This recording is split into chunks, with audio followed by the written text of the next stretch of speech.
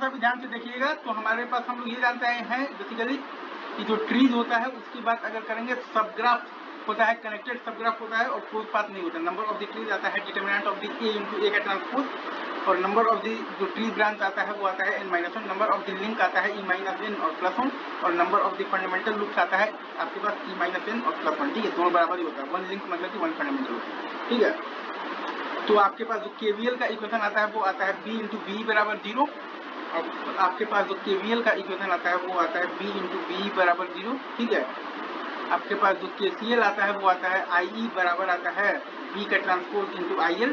आपके पास जो KCL आता है वो आता है IE बराबर आता है B का ट्रांसपोज इंटू IL। ठीक है, और आपके पास देखिएगा तो B बराबर है RE इंटू IE और प्लस है BAC माइनस है RE इंटू IAC।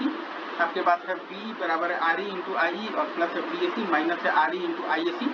ठीक है, और B बराबर 0 होता है तो हम लोग B से कर देंगे बेसिकली 3 मल्टीप्लाई, तो B बराबर आ जाएगा 0 जो कि बराबर है BRE into B transpose into IL और plus BBAC minus BRE into IAC।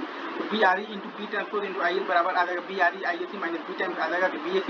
तो ZL इंटू IL बराबर आ जाएगा तो BSL, तो IL आ जाएगा आपके पास ZL इनवर्स इंटू BSL, और B आपके पास आ जाएगा RE plus BAC minus RE into IAC। ठीक है, तो IE बराबर आ जाएगा आपके पास, अगर आप यहाँ पर थोड़ा सा ध्यान से देखिएगा तो B का ट्रांसपोज इंटू IL, तो IL आ गया, IE आ गया और B आ गया, और ZL आपके पास क्या है BRE इंटू B का ट्रांसपोज, और BSL क्या है BRE IAC minus B times है आपके पास BSC।